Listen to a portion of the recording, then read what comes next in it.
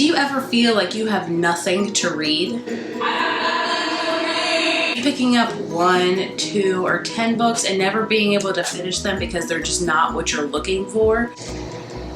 Nope. Nope. Can't read this one either. Nope. Nope.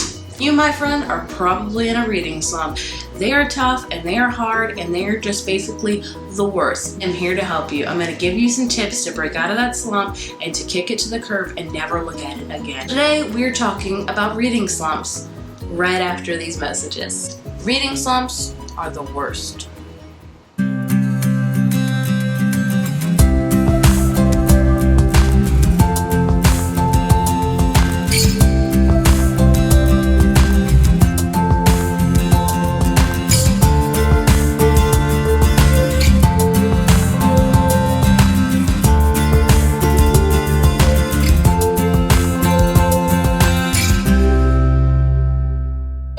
Talk about the inevitable reading slump. I feel like we all get them at some point in our life and they are just the worst. Horrible and they're mean and I wish they would never happen, but they do because it's life. So I'm going to talk about some tips that help me get out of reading slumps. Now these tips might not work for you, they work for me, they might work for your friend, they might work for whatever. I'm just sharing my tips of what helps me with reading slumps because I recently got out of one, or I'm still kind of in one, honestly.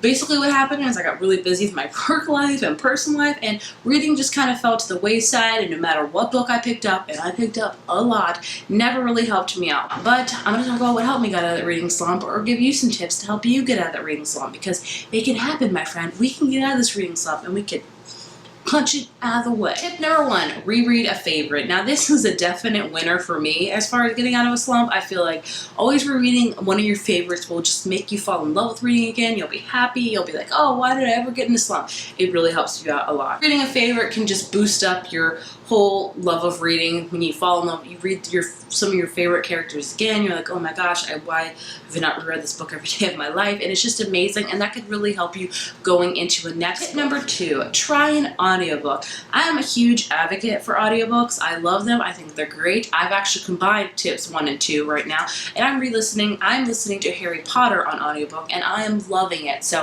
this is one of my old favorites, obviously, and I'm listening to it. Listening is also great. You know, sometimes you're in a slump and you can't read physical books, and that was like me for a month. I only listened to Harry Potter on audio, and I was very upset that I wasn't reading, but I was happy because I felt like I was reading, you know, obviously because I'm listening to audiobooks. Just love audiobooks. I think they're great for just listening, especially if you commute a lot, even if you do a 10-minute, you know, drive a day. It's still awesome just to fall in love with a book and just listen to it. It's a whole new different type of way to get into books. So audiobooks are great if you're in that slump because it's like you're reading, but you're not, because you're listening, but you're still reading.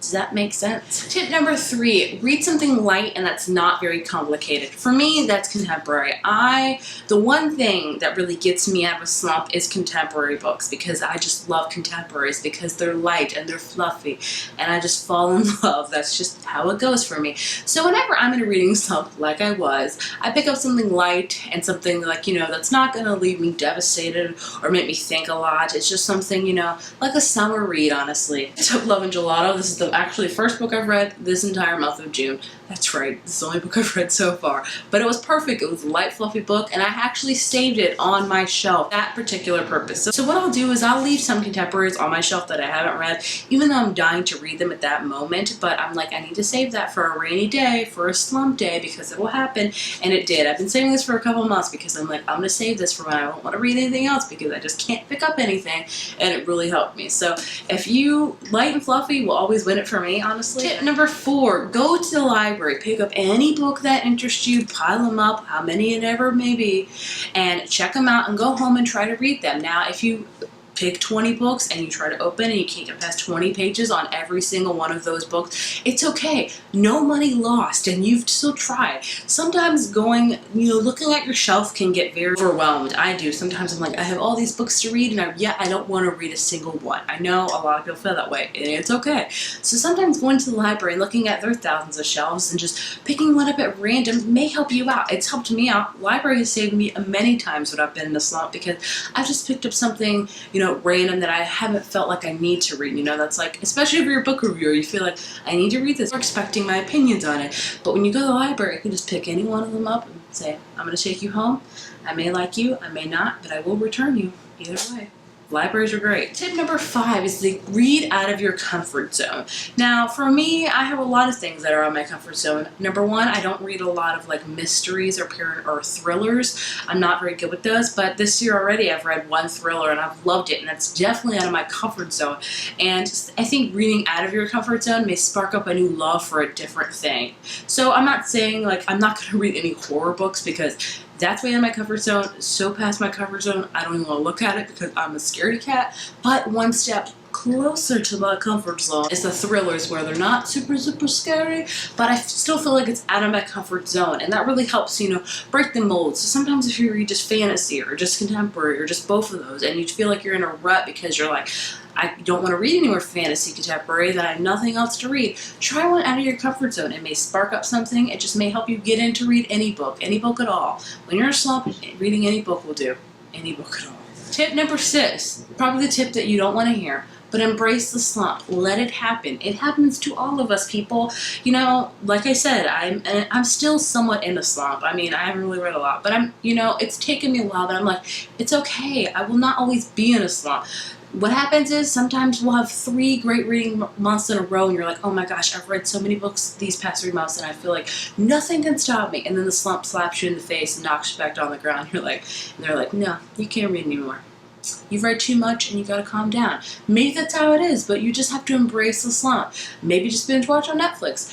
Maybe that's what you want to do. You don't have to read. Don't force yourself to read. Forcing yourself to read is like not a good thing, because you're going to hate it and everything's just going to be ugh. So just embrace the slump. It'll pass. It's not going to be like a year-long slump, hopefully, but it'll pass. This too shall pass. So embrace the slump. Sometimes it just happens. Sometimes you need the slump to like take a breather from reading, because reading is amazing, but sometimes you can get overwhelmed with reading. Tip number 7 is to buddy read. Nothing's worse than being in a slump, but maybe you have a friend that loves reading just as much as you do, and you could say, hey, I'm in a slump. Will you read this book with me? And we could talk about it, and that'll help me maybe get out of my slump. And that is great. Buddy reads are awesome. Not only are you reading again, but you're also talking to your friend about a book, and maybe that'll coerce you to read a little bit more, make you more excited because your friend's reading it and they're reading the same thing and you guys can talk about it. Buddy reads is great. I love it. I think it's an awesome way to kick the slump, and it's just an awesome thing to do, period. And the last tip I have, watch Booktube videos or read book blogs. Sometimes